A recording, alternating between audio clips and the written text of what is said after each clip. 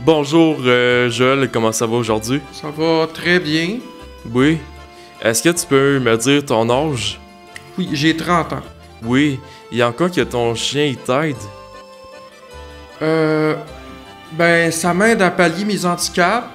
Ça m'aide à rester calme, détendu, concentré, attentif, patient, tolérant, heureux, joyeux, content, positif.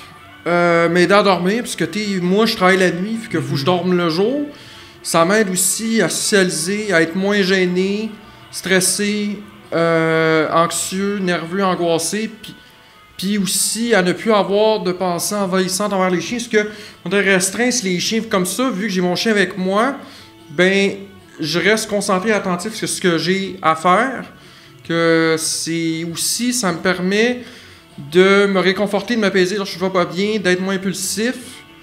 Aussi de faire face à des situations difficiles comme les deuils, les funéraires ou les opérations médicales. Des choses comme ça. C'est combler le besoin affectif. J'ai une question aussi. Ouais. Est-ce que tu peux parler de ton diagnostic? Oui, j'ai le syndrome d'Asperger, le trouble anxieux généralisé chronique, puis le trouble de déficit de l'attention avec hyperactivité. Dis-moi, sur 10, combien décrirais-tu ton chien? Comment il t'aide? Ça me permet, je veux dire, comme exemple, ici en ce moment, t'es sur moi, fait que ça me détend. À main 10 sur 10, là, carrément. 10 sur 10, ouais. Ouais. Puis je vois qu'il y a aussi de la musique qui t'aide aussi. Oui, on appelle ça de la musicothérapie ou de la thérapie par la musique, là. Ouais.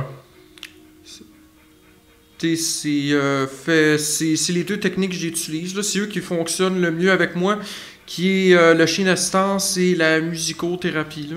Si tu étais pour mourir demain à l'hôpital, quelle image tu aimerais laisser de toi aux prochaines générations?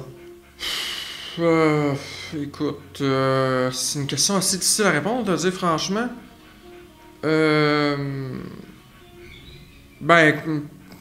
Comme un amoureux des chiens, l'encyclopédie des chiens, l'encyclopédie des trains, un grand amateur de rock, c'est à peu près ça. Merci beaucoup, Joël, d'avoir participé aux entrevues. On va passer le micro à Sylvain. Ça va super bien, Mathieu. Encore content d'être avec toi. Ouais, super content. Est-ce que tu peux me parler un petit peu plus de la pétition? Oui, nous, on a justement pour des personnes comme Joël, une autre personne qui est dans mon groupe, parce que j'ai un groupe qui s'appelle Aspirencontre, que j'ai créé. Et cette problématique-là des chiens m'est venue il y a 2 ans quand une de nos membres, elle avait de la misère financièrement à s'occuper de son chien. Alors, j'ai commencé à m'intéresser au problème de l'absence d'aide du gouvernement là, pour ces personnes-là, parce que l'autre personne, il a fallu ramasser des fonds pour l'aider. Maintenant, elle va bien parce que Aspirencontre lui a donné des fonds. Alors là, moi, j'ai essayé de trouver des moyens pour changer les choses. Et la pétition, c'est la première action qu'on pose là, après 2 ans de travail. Là. Donc, je suis allé chercher un professeur de l'Université Laval, je suis allé chercher Québec solidaire, j'ai Autisme Montréal, MIRA, la Fédération québécoise de l'autisme avec moi, pour justement, et la pétition est en ligne à l'Assemblée nationale, pour justement mettre une pression sur le gouvernement. Donc, après même pas 3 semaines, on est rendu à plus de 2000 signatures, donc ça fonctionne. Puis, ouais, c'est ça, j'étais pour poser combien il y avait de milliers de signatures. Moi, je vise 10 000, je vais en chercher 100 par jour facilement. Alors, d'après moi, le 10 000 va être rentré parce qu'il y a plein de gens qui vont qui font des efforts aussi avec moi. Là. Je ne suis pas tout seul à aller en chercher. Moi, je vais aller en chercher 100 par jour. Si moi, je vais chercher mes 100, on va taper 10 000 plus tout ce que les autres vont chercher. Donc ça, c'est un des volets qu'on est en train de faire. Là. Il y a 3 autres volets qu'on est en train de travailler là, justement là, pour mettre des pressions sur le gouvernement. Puis, est-ce que tu pourrais me parler des 3 autres volets actuellement? Oui, absolument. Vas-y. Donc, le prochain volet, là, on est ici à Autisme Montréal, c'est avec Autisme Montréal, il y a une procédure qui n'a pas été tentée auprès de la Commission des droits de la personne et ça prend un organisme comme Autisme Montréal pour piloter ça. Alors moi, j'ai tout monté, on envoie ça à la Commission des droits de la personne, puis on fait une demande spéciale pour qu'ils fassent des pressions supplémentaires sur le gouvernement. L'autre qui me tient aussi à cœur, c'est un recours collectif. Donc, un recours collectif, c'est, par exemple, on prend Joël qui poursuivrait le gouvernement au nom de toutes les personnes autistes ou toutes les personnes qui ont des chiens d'assistance qui ne sont pas aidés. Là, à ce moment-là, j'ai besoin d'un avocat qui va pouvoir faire ça. Puis moi, je vais ramasser les sous pour les expertises. Le dernier volet, ben, c'est ce que moi j'appelle la désobéissance civile.